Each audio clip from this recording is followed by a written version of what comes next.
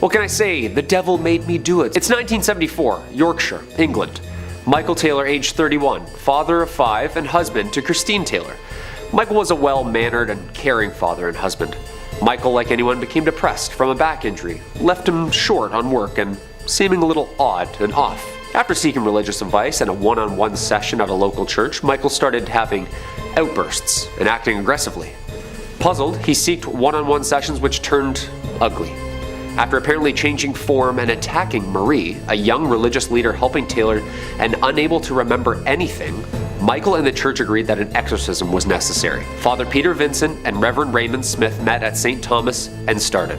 It got so violent, he was tied to the church floor. After hours in the middle of the night, the two had managed to exorcise more than 40 demons out of Michael, in which appeared around them as they exited. Violence continued, leaving only 3 demons remaining for the next day. After returning home from the first session, Michael was found now only hours later, naked, in the middle of the street, covered head to toe in blood. Michael had returned home, to which then his wife and family dog lay dead as the police arrived in the AM.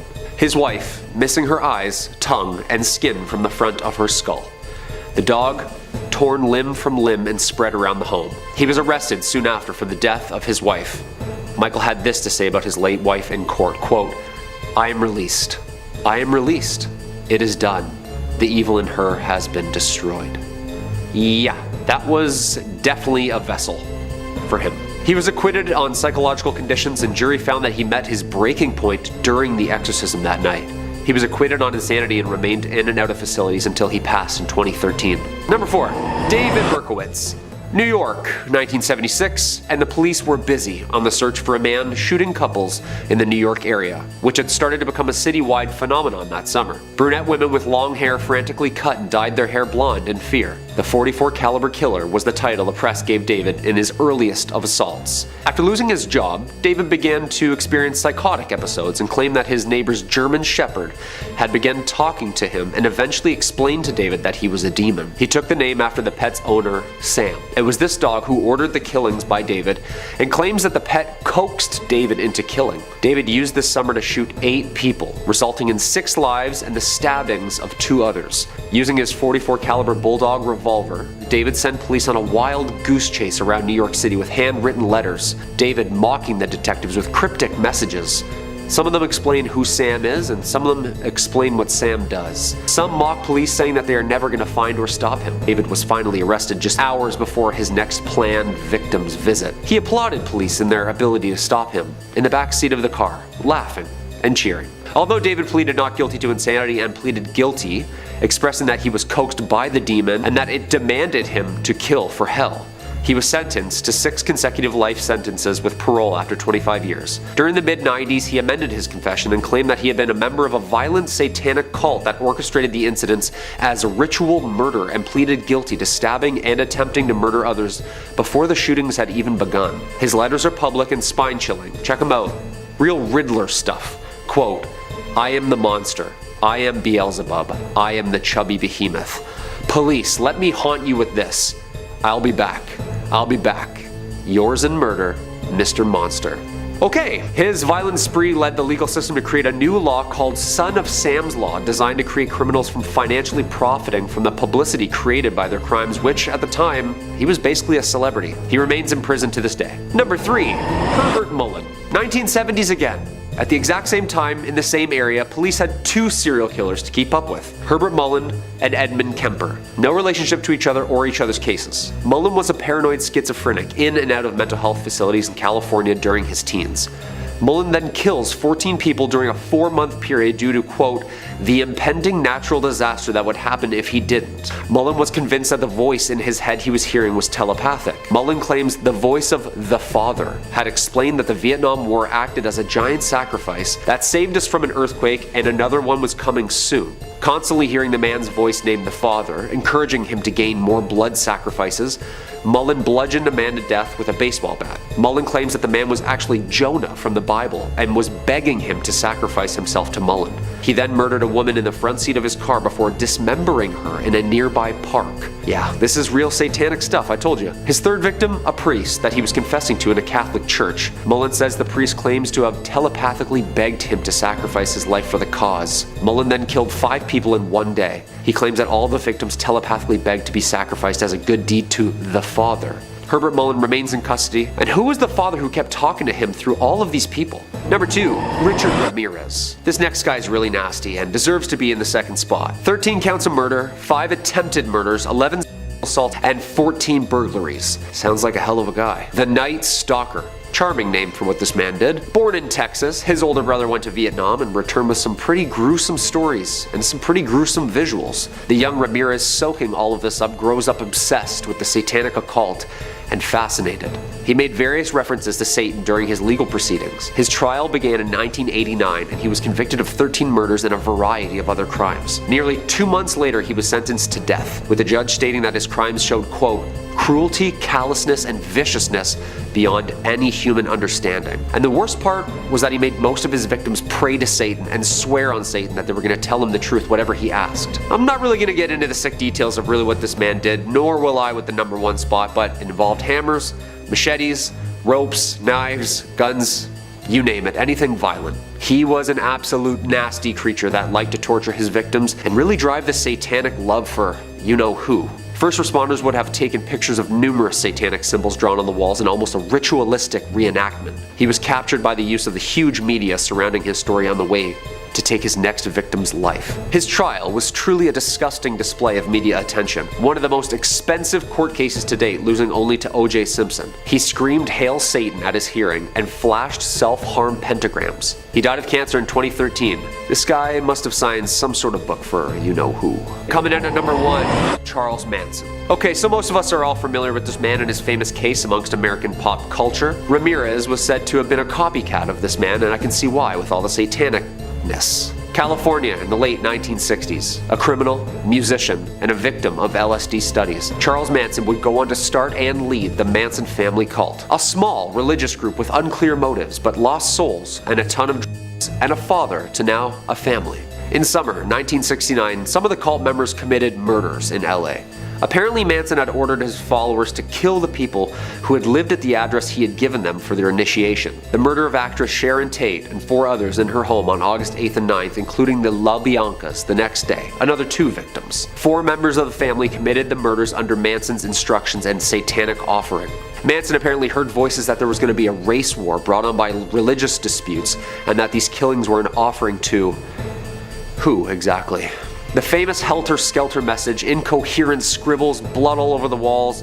They were then to hide underground in, quote, the bottomless pit under Death Valley, which Manson knew the location of, but instead were caught on the run days later. Manson was sentenced to life in prison under the pretense that he was the one who targeted, planned, and brainwashed his, quote, piggies into committing. While in prison, Charles was diagnosed with schizophrenia and paranoid delusion disorders, seeing visions and hearing voices for more than half of his life. He died in prison in 2017. Yeah, I've seen what Tarantino did with his latest movie, and it's definitely a subtle PG-13 fiction version of what actually went down on that night. What do you guys think? Do you think Charles saw the devil? I think he actually was the devil. Number 5, Nicolo Paganini. The first up on our list today of people who summoned the devil or a demon of some kind is Nicolo Paganini, who was once called the devil's violinist, which is quite the nickname. Looks great on a resume. I didn't know the devil really hired out help like that. Paganini, which does sound a bit like a delicious sandwich, was born in 1782 in Genoa, Italy. Under his father's influence, he was given lessons by renowned violinists, quickly becoming a prodigy. His musical talents were praised, and he was given all manner of scholarships. He had his first performance at 11, and by age 15, he was already touring around Italy performing, just in case you needed something to compare yourself to and feel bad about your own achievements. Don't feel bad. I'm 26, I haven't toured Italy once. He was particularly well known for being able to perform recitals without sheet music. He memorized everything and was apparently able to play 12 notes a second at an inhuman speed. Now, while this could be explained by the fact that he'd been raised to play the violin in a Spartan-like upbringing, locals around Genoa began to whisper and tell stories of how he must have sold his soul to be able to play the violin like that. It also didn't help much that Nicolo's pale, lanky, and quite ghost-like appearance made people a bit suspicious of the guy. I get it, as someone who's very tall, lanky, and ghost-like, people ask me all the time, Taylor, did you sell your soul to be so good at YouTube hosting? The answer? Yes. Paganini was a striking man with hollow cheeks, pale skin, and very long, thin fingers, which did not calm any of these rumors down. These things plagued his reputation, with people claiming outlandish things, saying they'd seen him with hooves, they'd seen him talking to the devil. Some say his violin was made out of the intestines of a woman he'd slain, and her soul was trapped in his violin, which I guess would make it sound beautiful? Now, in the end, Paganini would contract tuberculosis, and found himself getting weaker and weaker as the months and years went by. Before his death, he turned away last rites from a Catholic priest, saying he didn't need them because he wasn't going to die. He would pass shortly after. Was it because he'd already made his last rites with Satan, or was he just confident? It's up to you to decide. And if you're looking for more freaky stories of demonic possession, exorcisms, and all that jazz, we've got loads of that on the channel. If ghosts and goblins ain't your jam, we've got cryptids, conspiracies, aliens, government cover-ups, basically anything scary above or under the sun, we've covered it more than a few times. So click on through, hit that bell to not miss a single scream,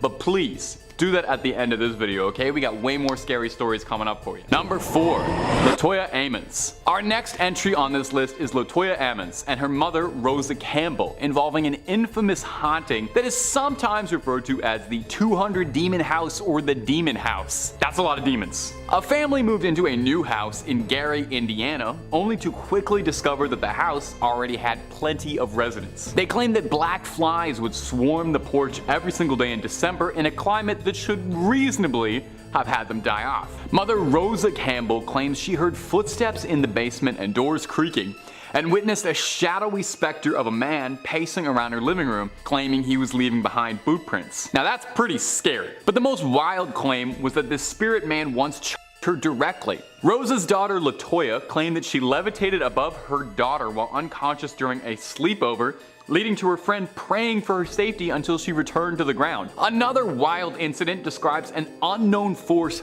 pushing the son of the family firmly into a wall, with a voice in the back of his head screaming, "It's time to die." Strangely, the family didn't decide to, burn the house down and move out and change state lines, but instead reached out to their family physician. You know the old saying, when there's something strange, who are you gonna call? Your local general practitioner. Well, the doc visited the house and noted that he thought the behavior of the family was delusional. So the family went to Father Michael Maganote in 2012, who was called in to perform an exorcism. He believed the family had unintentionally summoned a demon and were being tormented by hundreds of demons. And the real estate agent didn't mention that, did he? In the end, the father exorcised the house, and the Amons family moved to Indianapolis in peace, where they now await a movie deal from 20th Century Fox, I'm certain. Number 3. Robert Johnson. Robert Johnson could play the blues real well. In fact, he played it so darn well that people suspected he wasn't just really in tune with the music, but had made a deal with the devil to pluck the strings. Johnson was born in Mississippi in May 1911 and lived alongside his 9 siblings. Good gosh, imagine the rush for the bathroom in the mornings. He eventually made his way to Memphis, where he discovered his love for the blues, and boy howdy could he play them. By all accounts, he was a legendary harmonica player, but initially his friends would describe him as a pretty lousy guitarist. Well, practice makes perfect, right? Well, practice and demonic transaction. Because the story goes that Johnson would disappear for a few weeks entirely and buried his guitar at the crossroads of the now famous Highways 49 and 61 in Clarksdale, Mississippi, where the devil retuned his instrument and blessed his hands with the unnatural skills that made him a legend. When he started playing again, he was an overnight master of the blues. Now, unfortunately, the blues is born out of tragedy, and Robert Johnson was sadly no different. He passed away at the fairly early age of 27, the infamous age in which rock stars and famous musicians are purported to die with an alarming regularity. Amy Winehouse, Kurt Cobain, to rattle off a few. What makes this particular death odd, though, is how few details exist. His death was never reported, no autopsy ever performed, no cause ever given. The only thing we have to go on is local folklore. One in particular tells the story of Johnson playing at a country dance, where Johnson had been flirting with a married woman, and she gave Johnson a bottle of whiskey, which was slapped out of his hands by Sonny Boy Williamson, another musician at the exact same show. And he told him not to drink anything that he hadn't personally seen the lid come off of, which is fairly good advice. And Johnson responded by saying, "Don't ever knock a drink out of my hand." Johnson would die in a convulsive state 3 days later, with some believing that he'd been poisoned by the woman and her husband as revenge. Or perhaps it was just the devil coming back for the merchandise that he'd paid for, his soul.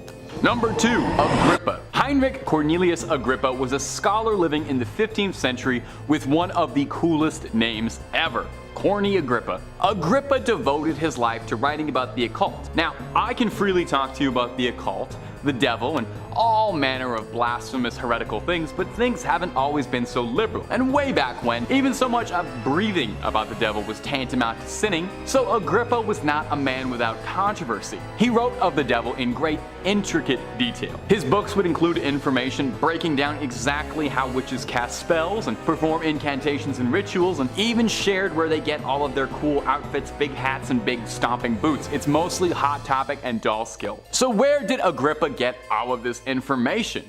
Was he just making it up? Was he really in tune with the local scene? Kind of. He claimed that when he was a young man, he gave in to the temptation of Satan and ran with a convent of witches, going around engaging in rituals and casting spells, and I gotta be honest, that sounds awesome. I did a similar thing when I followed Grimes on tour. Eventually, Agrippa is said to have cleaned up a little, got over his goth phase, and said to have found Jesus and saved his soul, and began to write books preaching the good word about how you should let Jesus in your life and push the devil on out of here. Surprisingly, Agrippa was never executed despite his open nature regarding his witchcraft and occult days. It's a common misconception that he was executed for his heresy, but actually in the end, Agrippa pushed people for be more understanding of demons and the devil, and pushed for people to know their enemy. He wanted to save people from the devil's grasp and save them through prayer rather than just burning them all at the stake, which is a noble goal. And number 1. Anna Eckland. Perhaps you've heard the story of Anna Eckland before. We've covered it on the channel, I think, and it was made into a popular movie, appropriately enough titled The Exorcism of Anna Eckland, so you don't confuse it with any other exorcism movies out there. Now, Anna's story is infamous. She's a young woman from America who has the dubious award of having the world's longest exorcism, spanning decades of exercising. Those demons were in there good. Those are demons with like rent control. You're not getting them out of that apartment. It will begin in 1912 when Eckland underwent an exorcism by Father Theophilus Reisinger, a Bavarian priest. It seemed like things were successful and Anna was freed, but then in 1928, Anna began exhibiting all the telltale signs of demonic possession yet again, and Reisinger returned to perform a second exorcism on Eckland. Eckland was taken into a convent on August 1928 to be dealt with round the clock. She would behave oddly, to say the least, hissing at them like a cat, flying into fits of violent rage when offered food that had been doused in holy water. This exorcism was brutal even by exorcism standard, with Eckland allegedly levitating, howling, hanging out the door frame. Eckland was believed to be possessed by not just any old rank-and-file demon, but allegedly was possessed by Judas Iscariot, big celebrity demon inside, alongside the ghost of her own father. Who had an affair with her aunt and had made unwanted advances to Anna in life. After months of exercising, and not the good kind, Anna's body deteriorated. She would vomit up debris, her head and face swelled, she refused to consume food or drink. Eventually, after months and years of exorcism, on December 23rd, the final day of the exorcism, the battle was won and Anna was freed, and by all accounts went on to live a fairly normal life afterwards. A Christmas miracle if there ever was one. Number 5 on this list is Jennifer Perez. Jennifer is currently on, I think, what a lot of people would describe as a good path, but it wasn't always that way. For a while there, Jen was going down a really bad path. Drugs and alcohol and depression, they ran her life, and they weren't looking too bright for Jennifer. In fact, it got so bad that one evening in the early 2000s, her body couldn't hold up anymore. And she died. It was in that time of death that she visited hell and saw the actual devil. Now, it didn't start out like that. Apparently her heart stopped and the first place she went was heaven. However, she wasn't allowed into heaven. The way she ran her life and the neglect that she had shown to her relationships was not going to grant her passageway. So they sent her down to hell. It was a horrible place, she said. As she fell from heaven's gates, it got hotter and hotter and hotter. The heat was unbearable and the air was filled with an intense smell of sulfur. Then she saw the people.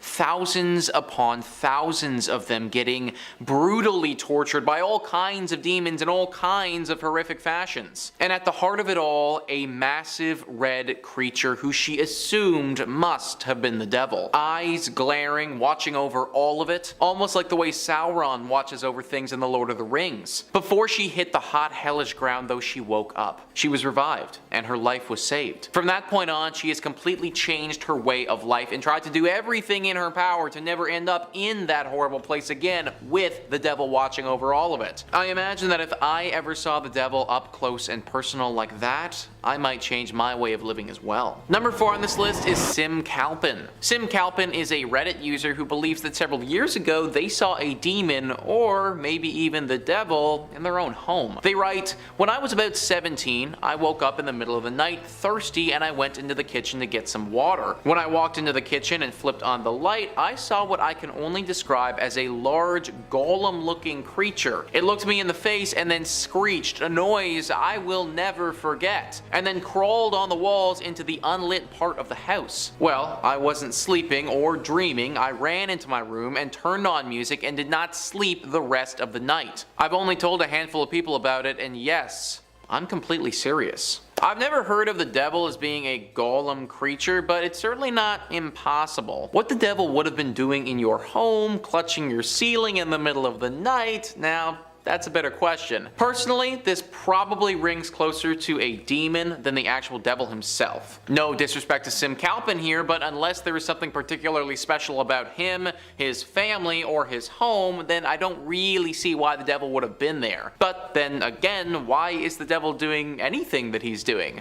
Why would a demon have been there? There are a lot of questions involved in this story, and obviously Sim wasn't in a position to be able to ask when he ran into this thing at the time. At least it stayed in the kitchen and didn't follow him upstairs. Number 3 on this list is Jesus Christ. Jesus Christ was a very real dude, and he definitely lived one heck of a life. Now, he may not have actually seen the devil necessarily, but he definitely saw hell and all of its horrible details. There's a text called the Apocalypse of Peter that is written by the disciple Peter and describes the divine visions that Christ had of hell. Wikipedia says, the work details both heavenly bliss for the saved and infernal punishments for the damned. In particular, the punishments are graphically described in a physical sense and generally correspond to lex talones. Blasphemers are hung by their tongues, liars who bear false witness have their tongues set on fire eternally, callous rich people are made to wear rags and be pierced by sharp stones as would beggars, and so on. Yeah, so even though Jesus didn't necessarily see the devil, he saw what the devil was up to, and none of it's pretty good. I don't know about you folks, but I like my tongue the temperature that it's currently at, and having it lit on fire for eternity doesn't really sound like the best way to spend my time. It's no wonder Jesus preached so much about love and God and everything.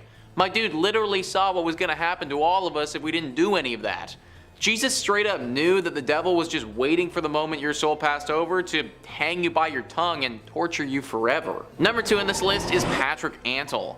Patrick had a horrifying encounter with a demon several years back when he was 17. He's 23 now, but it's taken him that long to even speak about the event that transpired. At the time, he lived with his parents in Cincinnati. One evening, Patrick decided to sneak out and go to a local high school party.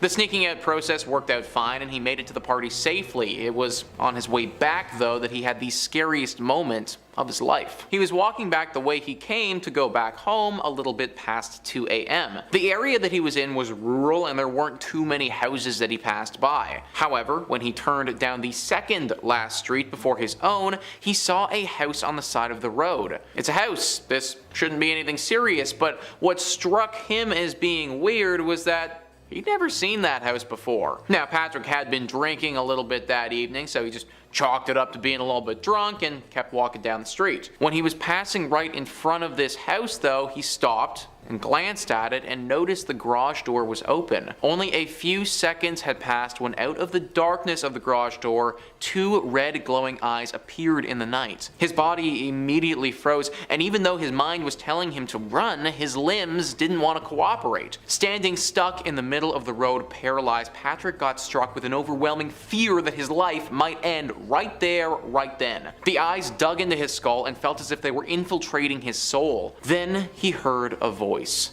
A voice that wasn't coming from the garage, but one that was actually coming right out of his own head. The voice was a deep, guttural snarl that said, "Turn away now or your body will burn in the deep fires of hell and your soul will be tormented for eternity." The message ended and his body hit the ground. He didn't take any time to think about what had happened, but just got up, ran home as fast as he could. It took him several weeks to work up the courage, but eventually he went back to that road and saw that the house that he had seen that evening wasn't there anymore. To this day, he has no idea what happened to him or who that was, but he believes that there is a really strong possibility that he encountered the devil and for some reason, it decided to let him live. And finally, number 1 on this list is Sister Josefa Menendez. Born in 1890 and only living 33 years, Sister Josefa Menendez saw her fair share of hell. She was constantly bombarded with visions of hell and the devil himself. So much so that she wrote about this in a book called The Way of Divine Love. The purpose of the book was to lead people away from hell and the devil, but writing it must have been difficult because she would have ran into Satan himself way too many times. Eternally burning fire and dark, never-ending corridors.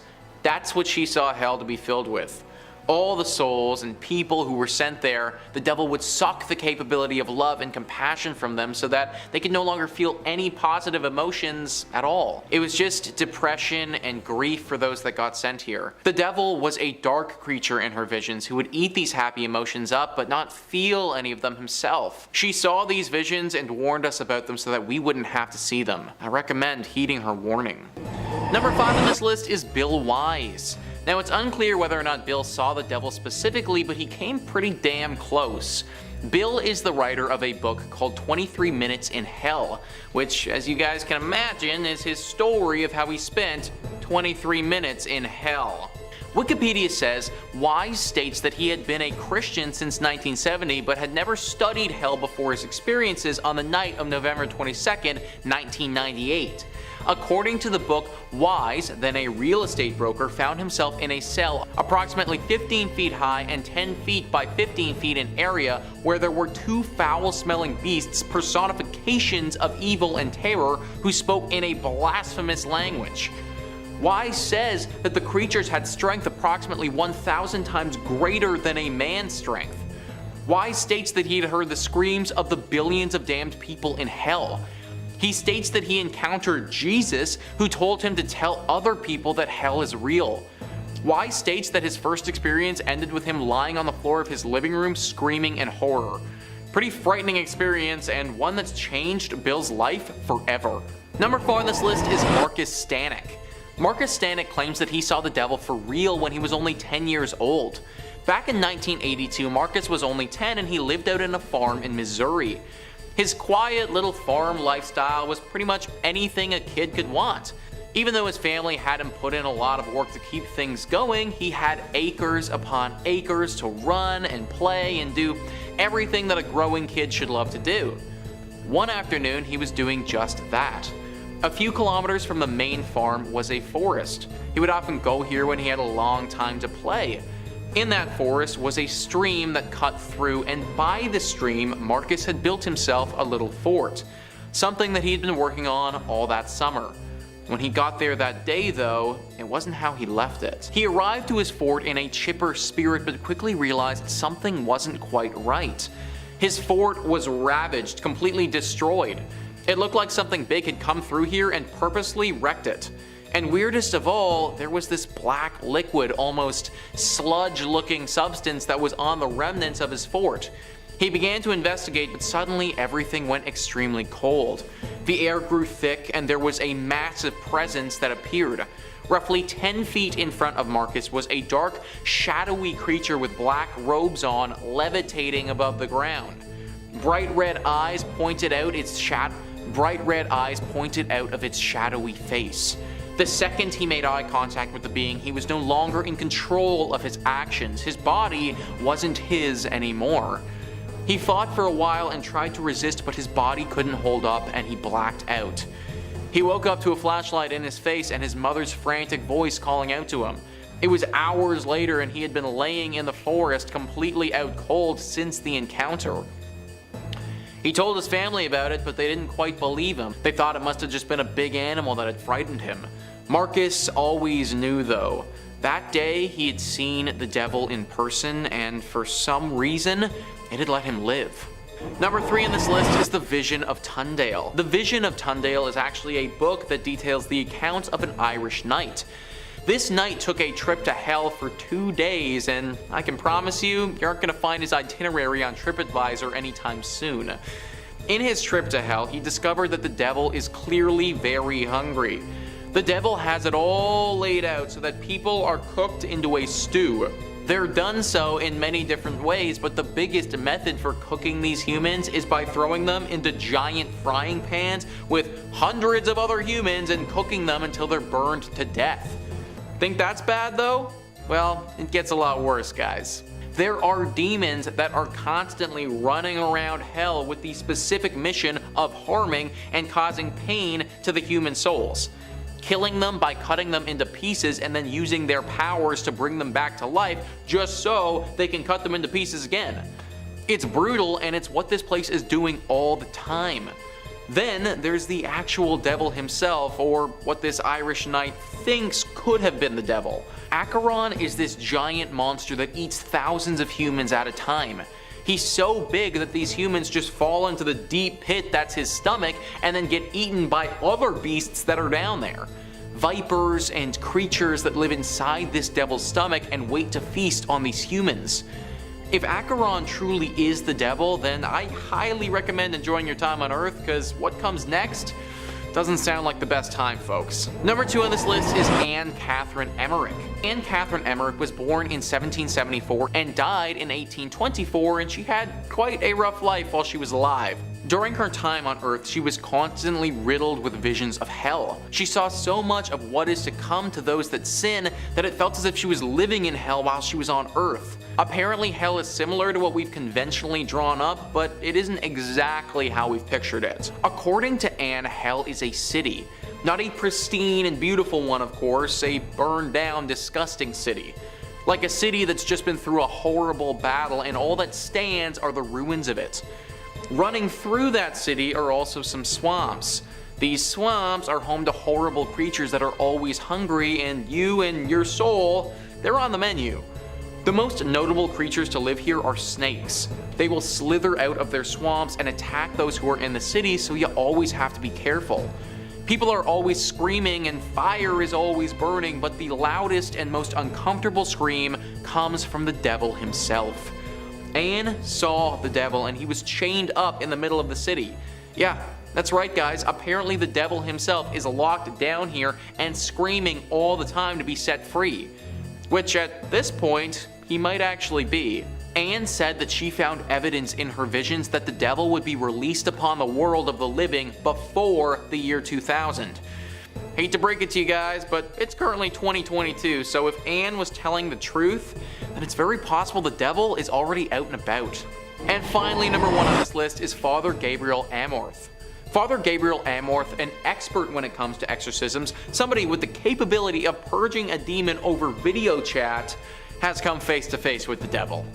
Being in the exorcism business means that you're going to be dealing with demons and devilish creatures pretty regularly. On one specific occasion, one that Father Gabriel Amorth will never be able to forget, he believes he saw the actual devil. The New York Post writes, in 1997, when a young, slim peasant man was escorted into the small room where Father Gabriel Amorth conducted his exorcisms in Rome, the priest felt immediately confronted by evil. Amorth said he asked for the help of Jesus, and the young man began to curse and spit using English instead of his native Italian. Amorth bellowed, "Whoever you are and all your companions who possess this servant of God, I command you, tell me your name, the day and the hour of your damnation." The man fixed him with a glare and snarled, "I am Lucifer." It was obviously at this point where Father Gabriel Amor knew he was dealing with something pretty serious. The post goes on to describe how, in return, the demon resumed his shrieks, making the possessed turn his head back and his eyes roll. He remained like this with his back arched for a quarter of an hour. As this continued, the room became extremely cold and ice crystals formed on the windows and the walls. As Amor continually commanded the demon to leave the host, the young man's body stiffened so much that he became hard and began to levitate. For several minutes, he remained hovering 3 feet in the air. Finally, the man dropped into a chair. Amor said he left for the day but continued to regularly visit the man and pray over him until he was met with no resistance. Amor died back in 2016, but during his life he had performed tens of thousands of exorcisms. This is a man who has seen it all when it comes to demons and anything from hell. The fact that this one exorcism sticks out to him as being the moment he knew he'd seen the devil makes me believe it to be true. That overwhelming sense of evil that the room was filled with, I can't imagine how that must have felt. Part of me wants to know just so I can experience it as well, but as the father would go on to describe, moments like this when you come face to face with evil as dark as that, it changes you as a person forever.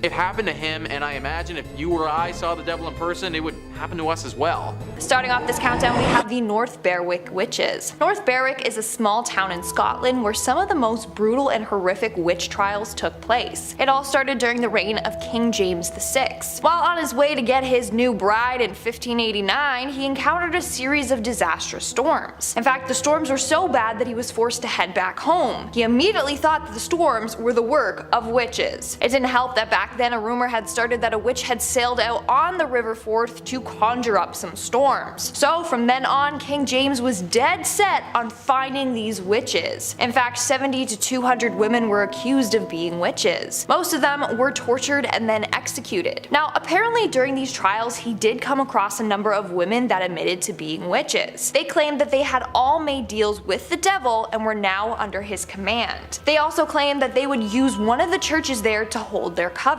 They even said that this was the place where they had summoned the devil himself. In fact, this church was located right on the seafront, so James was like, aha! The perfect place to conjure up storms, all of you are guilty. As a result, these witches were strangled and then burnt at the stake. In our fourth spot today, we have Sabrina Spellman. Although she's a fictional character, Sabrina still deserves a spot on today's list. Without too many spoilers, the show The Chilling Adventures of Sabrina is about Sabrina, a teenage witch who on her 16th birthday has to sign her name in the Book of the Beast. Upon doing so, she makes a deal with Satan. She basically gives herself to him in exchange for magical powers. At first, Sabrina refused to do so because she didn't want to give up her mortal life, but later on she was forced into doing it in order to stop a number of evil forces that were murdering many of the townsfolk. Once she signed the book, she is forced to do Satan's bidding. She has to basically bow down to him and do whatever he instructs her to do. In return, Sabrina's magic became even stronger. In fact, she became the fourth witch in all of history to summon demonic blue hellfire, which was then used in order to fight off the Greendale 13. And for her to do that as a relatively new witch is very impressive. Later on in the show, we also realize that Miss Wardwell is evil and is using Sabrina so she can become the Queen of Hell. Sabrina's destiny took a dark shift as soon as she made a deal with the Dark Lord. Although all the witches in the series have signed this book, the Dark Lord specifically needed Sabrina to sign it. Her destiny is far more different than the other witches in the show. Have you guys watched the show? Let me know in the comments below. Honestly, I did, but after season 2,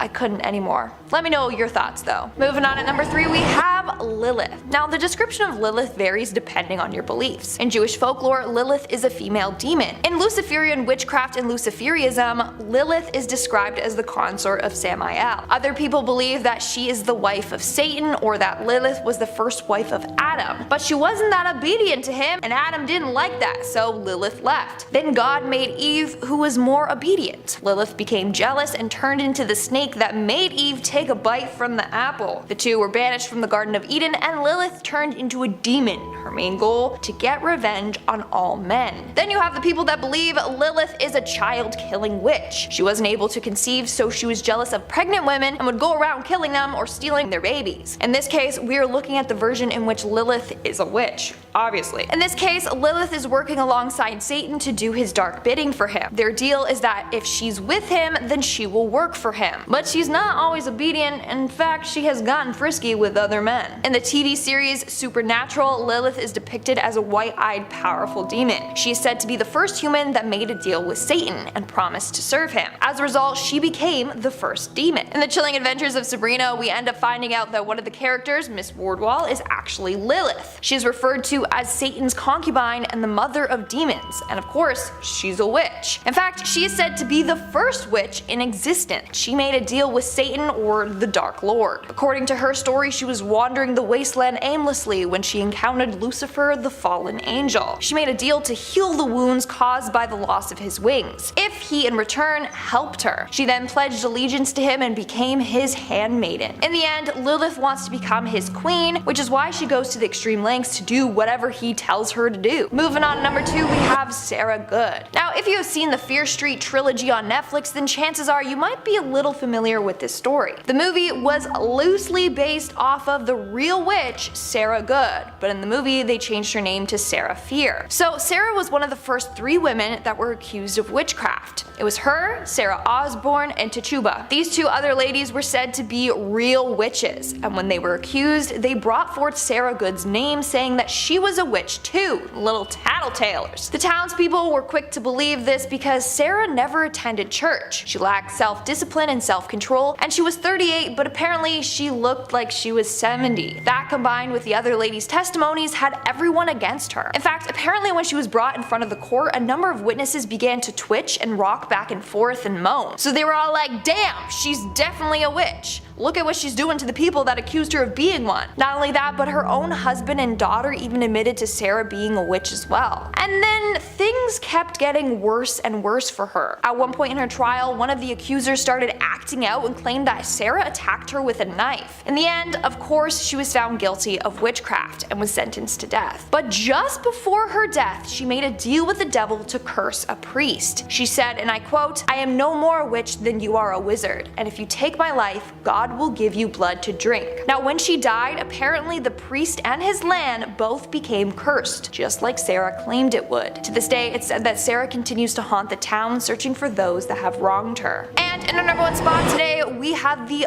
Bowness witches. In 1679 in Bowness, Scotland, a number of women were accused of being witches. These women were Annabel Thompson, Margaret Pringle, Margaret Hamilton, Bessie Yicker, and another woman named Margaret Hamilton. Now, during this time, the hype and fear of witches was dying down. So people were shocked that out of nowhere 5 women were being accused. But rumor has it these women had renounced their baptisms and had been in contact with the devil on a number of occasions. They apparently had eaten, drank, danced, and had intercourse with the devil. Annabel Thompson even admitted that she had made a deal with the devil for a better life. She had been widowed twice, and so she turned to the devil for help, and in return she would be loyal to him. She then invited the other women to come over and do all these things with the devil with her. The women then apparently formed a demonic pact with each other and Satan. One of the Margaret Hamiltons also admitted that she had met the devil. She claimed that the devil came to her in the form of a black dog. And she said that she was his servant for 3 decades already. And another was accused of using her witch magic to help get wealth. As a result, all the witches were found guilty and were strangled at the stake before being burned to ashes. Number 5 on this list is Weirdo.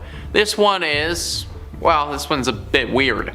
Michelle Clark Miller says, "Not me, but my uncle's best friend actually went to hell. My uncle was a Vietnam vet and was still close with some members of his platoon.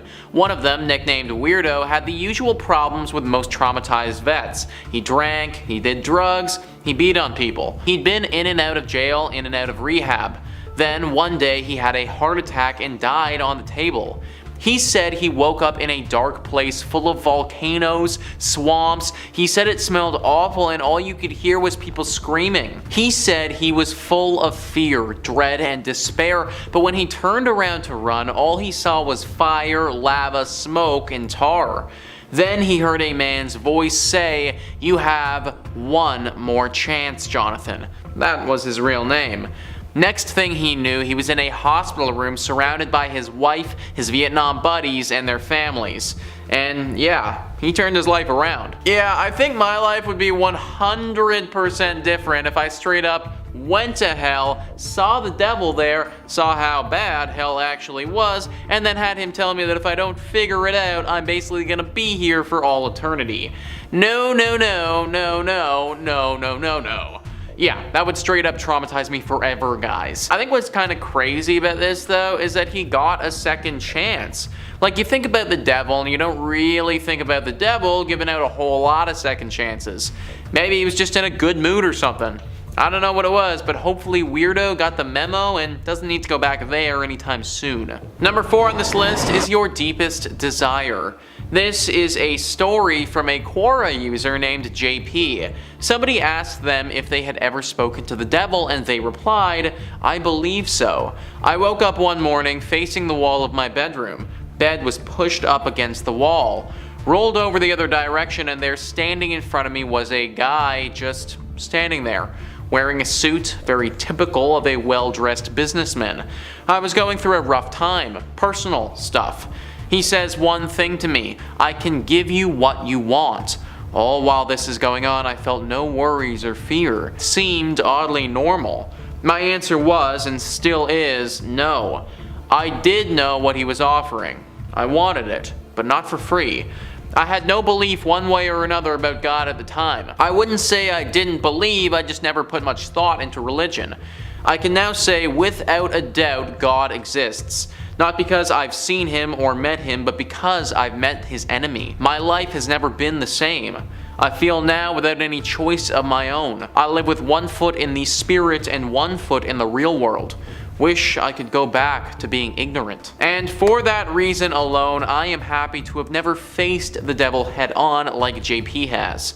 All innocence is gone from you after you see and hear something like that. Now you know that everything you do, you are being watched by the devil and also by God too. Pretty scary thing to wake up to there. Number 3 on this list is the purple golf cart.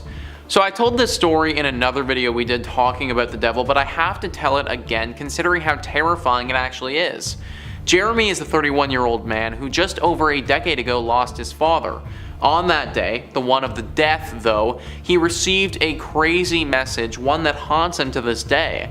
It was early in the morning and Jeremy was on his way to work. His phone rang, he didn't know the number. Jeremy picked it up. He said hello. No response, the line was flat. He could tell that someone was on the other end, but they didn't say anything back. He said hello again. Nothing. He thinks, okay, butt dial, and is about to hang up when a muffled voice comes up. The voice sounded identical to his father's. His father's voice was soft and there was something wrong. It almost felt as if his father was being forced to speak. He told Jeremy to beware of the purple golf cart and that if he saw it, it meant that he was going straight to hell. Before Jeremy could ask any questions, a loud maniacal laugh was heard over the receiver and the phone hung up. He was rightfully freaked out at this point, so he quickly dialed up to his dad. No answer. Then he called his mother. She picked up and he heard sobbing. She told him that she was just about to call him and that his father had just died. He was out on the golf course driving around a purple golf cart and the cart's brakes stopped working. He accidentally drove straight off of a cliff. From that day forward, Jeremy is a full believer in the devil and in hell. He's told his story many times and thinks that when he received that unknown phone call, it was actually his dad calling him from hell. The devil was forcing him to call his son, and that maniacal laugh at the end of the call was the devil himself loving the brutality of it all. Jeremy hasn't come within a golf course ever since that call and refuses to. Golf carts, or frankly anything golf related, is strictly off limits for him. If he touches or even sees a purple golf cart, that could be the end. And honestly, I know being scared of a purple golf cart sounds kind of ridiculous, but if I got that phone call, then I'd be feeling the exact same way. Number 2 on this list is I can't wait. I can't wait. Those are the words that Serena heard back in 2011 when she had a face-to-face encounter with the devil. She was snorkeling out in Australia at the time. She was a regular and knew her way around the reef. This time though, she made an almost fatal mistake. She was stung by a creature that did not want to be disturbed. Her whole body froze up and it went into shock. Her one friend, who was snorkeling with her, noticed after a few minutes and dragged her to shore. At this point though, she had taken in so much water and the sting was really bad. She was fading very fast. While her friend called the ambulance and tried to get help, Serena was in her own world entirely. That world was hell. Serena traveled to hell and was standing on top of a mountain looking down at the flames and death below. People strung up getting abused by demons of all shapes and sizes. The torture was horrible and the screams were even worse. Shadow creatures flew and circled around the skies and clouds shot down lightning that was actually fire. It was truly hell being there.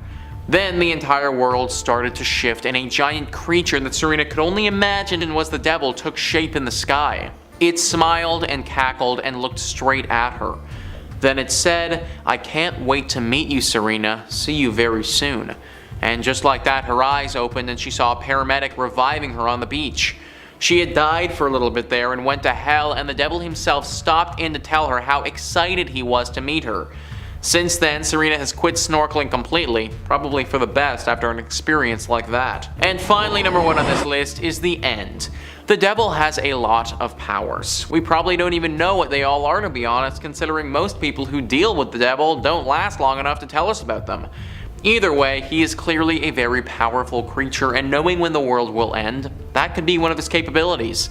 Well, apparently Bill Madigan had a run-in with him, and he told him just that. Bill was walking around the Black Forest in Germany, a haunted forest that we've actually talked a lot about on this channel before. He was hiking around when he saw some bright red glowing in the distance. He approached it and realized something was very wrong. He decided that he wanted to turn around and got a bad feeling, but his body actually wouldn't let him. His feet just kept walking in the direction of the light even though he wanted to stop. Finally, he got to the source of the light and he saw what he can only believe to be the devil performing some very sick and sadistic rituals that I can't even get into deep detail about because it's that bad. The devil looked at Bill right in his eyes and told him that he could take his life now, but instead of doing that, he wanted Bill to see his grand finale. He also told Bill that he wouldn't have to wait very long, only 2 decades from now his grand finale would be revealed. This happened back in 2016, so if we do the math, that would mean that the world might end in 2036. That doesn't leave us a whole lot of time, folks. Number 5 on this list is the Devil's Town. The Devil's Town is a place in Serbia that's basically a collection of very interesting natural forming rocks. Or at least we think it's natural forming. Mehana Mihajovic says the Devil's Town is one of the widely known places in Serbia. Situated between 2 ravines of the creepy names the Devil's Ravine and Hell's Ravine, there lies the spookiest natural monument. Over 200 randomly formed stone poles up to 20 meters in height. Almost all the poles carry the black cap from volcanic rock andesite, adding to the overall peculiar atmosphere around the place. Close to the locality, there are fresh mineral water wells and ruins of an old church. The mysticism of the Devil's Town Natural Monument keeps fueling the imagination of the local people. One of the widely known legends suggests that a long time ago, local people threw a wedding party for a brother and a sister that fell in love with little help from the devil's spells. God wanted to punish all the attendees and turned them into the stones where they still lay to this day. The other legend suggests that the devil's poles are actually local kids who refused to learn and decided to live an immoral life stripped of knowledge. It sure sounds like a great way to make your kids do their homework. So regardless of which legend you choose to believe in, this is evidence that the devil was once around here. As far as what sort of message this leaves behind, I guess you need to be the one to decide, right? Is this a way for the devil to just reinforce his legitimacy? Is this a way for the devil to instill fear in people? Is this a way for the devil to tell us that we should actually be fearing God? These are all interesting things to consider and think about when we're talking about the Devil's Town. I will say something and give the devil a little credit. If these rocks were actually formed harmed by him and some devilish activity, then honestly, nice work, man. They're very cool and made a strong push to become part of the 7 natural wonders of the world. Maybe people decided to leave them out of that list though, because promoting something created by the devil himself might not be the best idea. Comment down below what you guys think this weird and creepy formation of rocks could truly mean. Number 4 on this list is Hotel California. Hotel California is right up there as being one of rock's best songs ever. I feel like I have a very special connection to the Eagles classic because I remember in 10th grade or sometime in high school, I had to do a project breaking down a classic song and looking at the lyrics and really evaluating them. I decided to do mine on Hotel California, and it was through this project that I learned something very interesting about this piece of music. Hotel California may have been partly written by the devil. Thoman says it's not only on Halloween that you can expect the devil to be up to no good in the background. For example, with the super hit Hotel California by the Eagles, when played in reverse, the secret message says, "Satan, he hears this. He had me believe, incredible or verifiable." Was the ruler of hell involved making the Eagles' greatest hits album the best-selling album of the 20th century in the US? Now this is the message you get when you play it backwards, but you don't even need to play it backwards to get some pretty weird messages just listening to it in general. The whole song itself is a complete trip. One line in the song says, "This could be heaven or this could be hell." Another line says, "We are all just prisoners here of our own device." And finally the song finishes by saying, "You can check out any time you like, but you can never leave." The whole song itself could be one big metaphor for hell, let alone the secret message in the song that you hear when you listen to it in reverse. What do you guys think? Was this actually the work from the devil? Number 3 on this list is the Deavas. The Deavas actually come from the religion Zoroastrianism and are part of that religion's demonic entities. If you're unfamiliar with that religion, then just know that it is one of the oldest religions ever and is still being practiced today. Well, there are tons of messages in scripture and artwork describing these demons that basically act as warning messages to all who may have the misfortune of running into them. Grunge says, traditionally Deavas are thought to be the creation of Ahriman, an antagonist and equally powerful counterpart to the benevolent creator. In one of their religious texts, the Gathas, Deavas are described as rejected gods with an affinity for evil who, for whatever reason, still hold sway with some followers. One of their chief character traits is an inability to discern truth from lies, making them at least psychologically adjacent and possibly directly related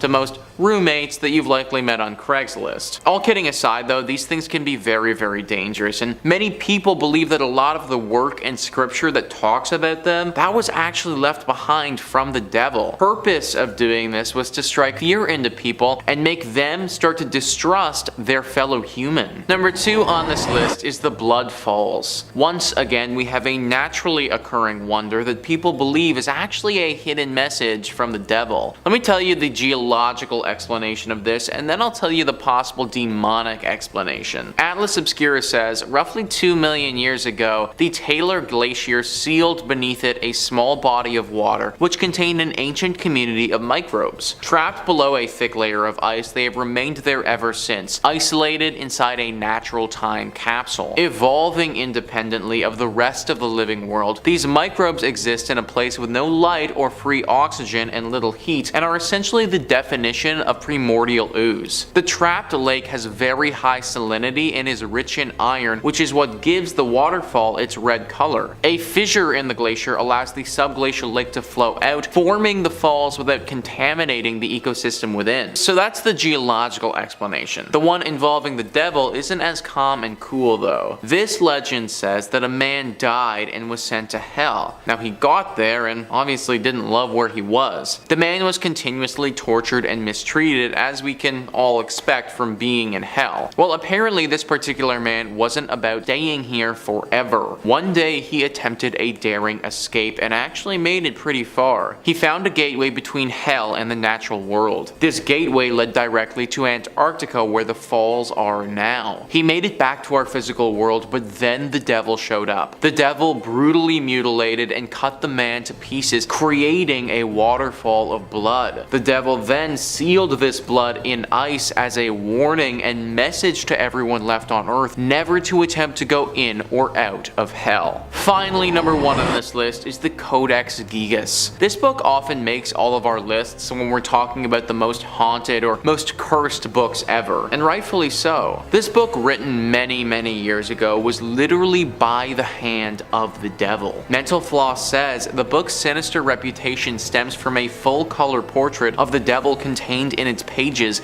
and a legend about how the image got there. According to folklore, the book is the work of a monk, possibly Hermanus Hermitus or Herman the Recluse, who had broken his vows and been sentenced to be walled up alive in the monastery. He struck a deal to save himself. If, over the course of a single night, he could write a book containing all the world's knowledge, his life would be spared. When he realized the task was impossible, the monk sold his soul to the devil, who helped him finish the book and signed it with the now infamous portrait. Now, I'd love to tell you guys what message the devil left for us in here, but that would require me to read the book myself, which I have absolutely no intention of ever doing. Legends have been told of people becoming insane and losing their minds and all sense of reality after reading it. So, even if I did read it with the intention of relaying the messages to you guys, I don't know if I'd even be capable of doing so. It's been kept in Sweden's National Library and has been there for several hundred years if you guys wanted to go and give it a read. I don't recommend it. Number 5 on this list is the Panama 7. The following story happened only a few years ago and is a horrifying tale where 7 people in Panama were found dead from a terrifying ritual. The BBC writes 10 people have been arrested on suspicion of murder. The suspects and all victims were thought to belong to the Nagobi indigenous community. The grave was discovered after 3 villagers escaped and made their way to a local hospital last weekend, prosecutor Rafael Baloy said. They then alerted authorities about several families being held by an indigenous-run sect. On Wednesday, police raided the community located in a jungle region in northwest Panama, some 250 kilometers from the capital Panama City. They were performing a ritual inside the structure. In that ritual, there were people being held against their will, being mistreated, said Mr. Balois. All of these rites were aimed at killing them if they didn't repent their sins. Inside the makeshift church, officers found a naked woman, machetes, knives,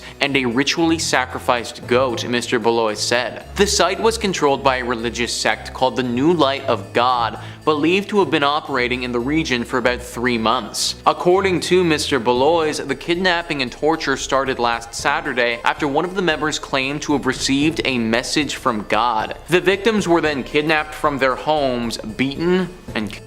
So let me ask you guys, does that sound like something that God would tell you to do? Gather up a bunch of people, hold them against their will, and torture and kill them? To me, if any sort of entity was to tell you to do something like that, then that would be a demon or maybe the devil. Maybe that demonic entity would portray themselves as God or someone else, but I don't know what type of God would do something like this. To be completely honest, folks, I'm really not a religious person, so when I hear something like this, I believe that this was the work of people who were extremely sick or misguided. But I can guarantee to them, they probably really felt like they were acting as the vessel for some higher being. I think in this instance though, they really did misjudge who that higher being was. This happened literally back in 2020 as well, guys, so really not that long ago. My heart truly does go out to the people that were killed and to the families of those who were taken way too soon. Number 4 on this list is The Devil Made Me Do It. This famous Ed and Lorraine case may be the best example of when someone tried to claim a demonic possession led to a crime. The case is centered around a young man named Orrin Cheyenne Johnson and the man that he murdered, a 40-year-old named Alan Bono. Mental Floss says there was no question that Johnson killed Bono. However, his defense attorney, 33-year-old Martin Minella, planned to argue that the 19-year-old was not guilty by virtue of demonic possession. Ahead of the trial, Minella pled his case through the media, giving interviews to major press outlets. The courts have dealt with the existence of God, and now they'll be asked to deal with the existence of the demonic spirit, Minella told People. The day after Johnson was arrested, Lorraine Warren called the Brookfield police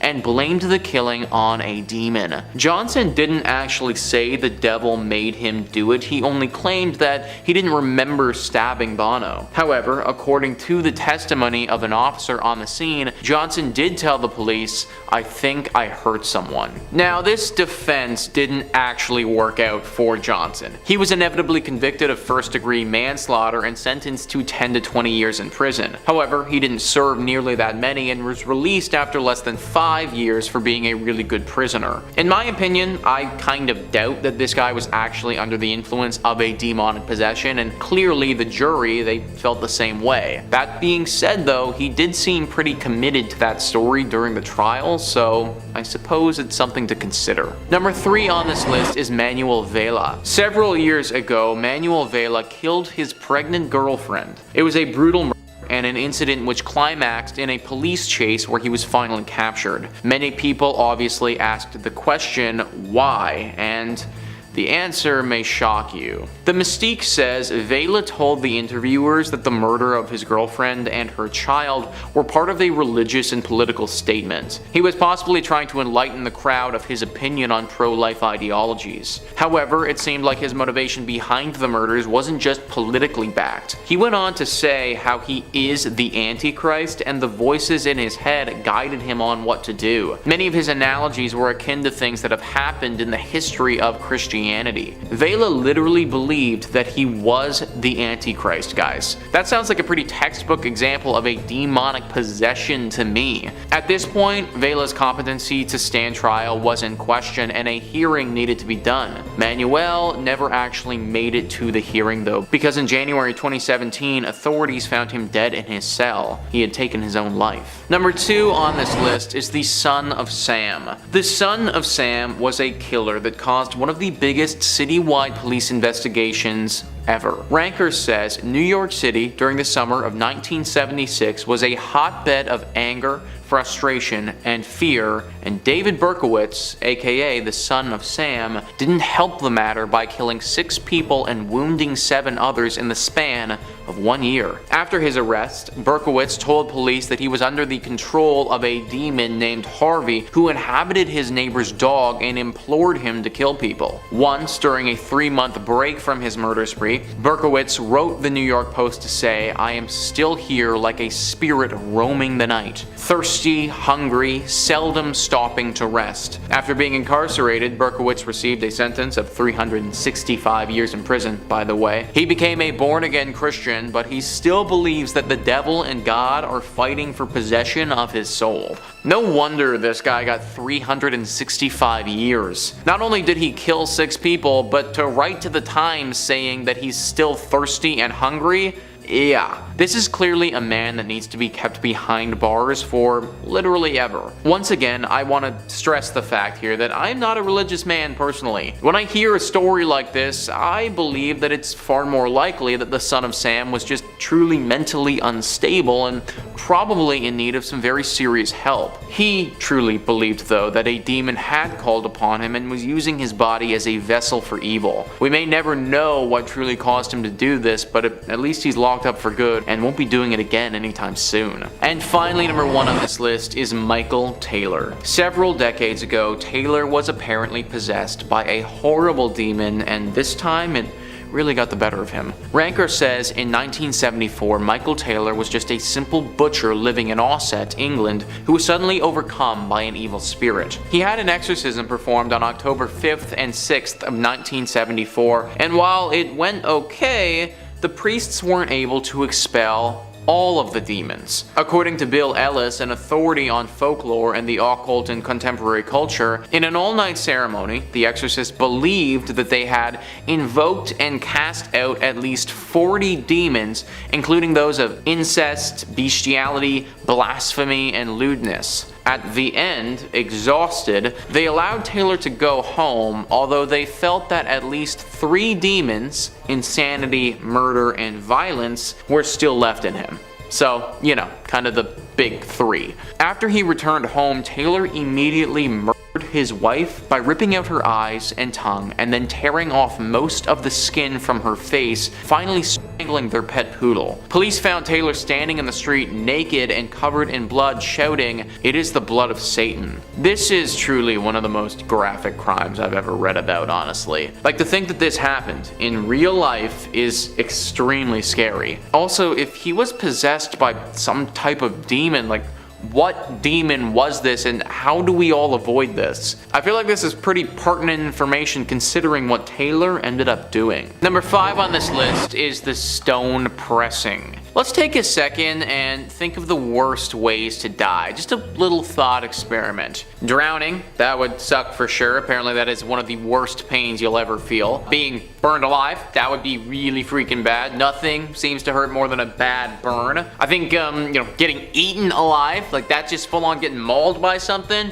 That would suck. I can't imagine that would feel very good. But what you probably didn't think of there is getting squished. And to specifically qualify that, getting squished slowly. The reason that didn't come to mind is because no one really thinks about that as a way to go, but now that we are thinking about it, I think that ranks pretty high on my list of horrible ways to die. Getting squished slowly is exactly what happened to a poor man in the Salem witch trials. Ranker says 19 people were executed during the Salem witch trials in early 1691, most of whom were hanged. Giles Corey, however, received a different sentence. During his trial, his torturers tried to make him admit to practicing black magic and being devoted to the devil. They did this by piling rocks on his chest one by one while demanding he confess. All his neighbors watched as he was crushed in a pit, only willing to say, "More weight," rather than confess to something that he had not done. These proved to be his final words before he was pressed to death and was buried in an unmarked grave. Imagine just walking out your door one day, minding your own business, then getting taken away by the authorities, accused of something that you probably have absolutely no knowledge of, and then found guilty of that said thing. Then, as your punishment for that crime that you didn't do, you get taken to the public square and all of your neighbors and friends come out to watch as you get rocks slowly piled onto your body, eventually resulting in all of your bones to break and your internal organs to burst. Yeah.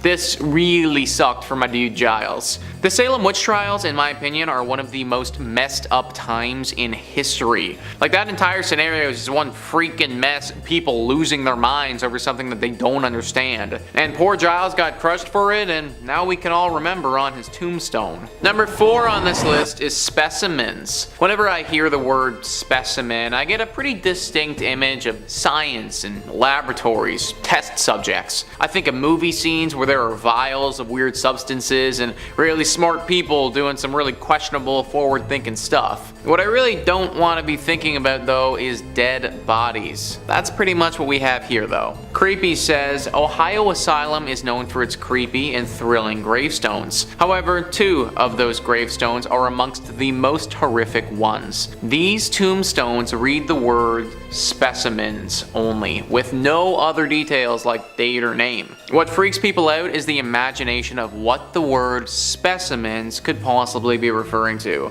What are these specimens of? Many theories have been made. Specimens of body parts of the deceased or bodies of on whom the untested medications were tested. We always knew that the old asylums were bad news, but this is taking it to another level. Like old asylums back in the day would run some very questionable experiments against people's wills and do things that they never should have done. This was also absolutely ridiculous because the whole point of these places should have been to help people who are dealing with mental issues. Even after all of this though, I never would have thought that it would have gotten to this. To be sent to this place and then later, after having had multiple experiments done on you that your body probably didn't respond well to then be reduced to a small box buried outside that reads specimens on it. To not even have a name anymore, but just to be considered a failed science experiment. This is some super sick and twisted stuff right here, guys, and it's part of the reason why asylums were feared for so long. Number 3 on this list is the baby monster. This one is not only scary, but it's also really sad. If a gravestone has the word monster on it to describe what is underneath said gravestone, then one gets a pretty scary and creepy image. This is not the full truth though when it comes to what happened with this gravestone. Creepy says this tombstone was inscribed in a time when the word monster was often used to describe a person with serious deformities in any form. Considering that, and also the short span of time for which the baby lived, it can be theorized that the baby was severely deformed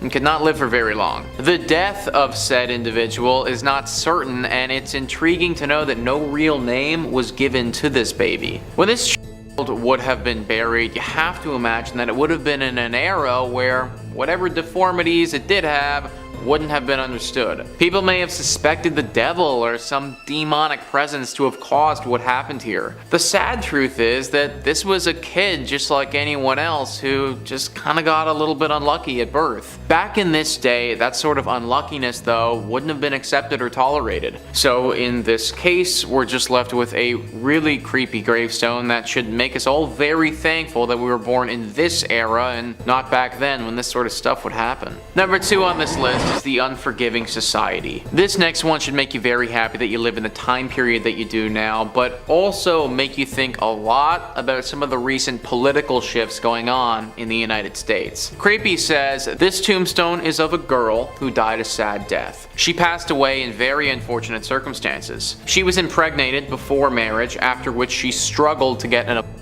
for her parents' honor. When making her tombstone, the creators could not help but feel guilt for her story. The words on the tombstone describe how unfair and unforgiving the cruel society had been to her. Now the tombstone actually reads, Kate McCormick, seduced and pregnant by her father's friend. Unwed, she died from abortion, her only choice. Abandoned in life and death by family, with but a single rose from her mother. Buried only through the kindness of unknown benefactors. Died February 1875, age 21. Victim of an unforgiving society, have mercy on us. Now the first thing that I thought of when I read this was the laws that are being stripped right now in the United States. This is a very polarizing issue where strong opinions are had on all sides, but this tombstone, in my opinion, is a clear example of what can happen when that right is stripped away from women. Kate didn't deserve the fate that she got, and maybe the scariest part about all of this is that this storyline, the one that we saw right here, I mean, a similar one could still happen today. And finally, number 1 on this list is Mary C. Donlenchi. Mary C. really wasn't too fond of the people who put her where she is now. In fact, she hated them so much that she put a curse on them, one that might still be running rampant throughout their bloodlines to this day. Her tombstone read, "May eternal damnation be upon those in wailing part who, without knowing me, have maliciously vilified me. May the curse of God be upon them and theirs." Now, the crazy part about all this though is that apparently her neighbors and the people that she's cursing,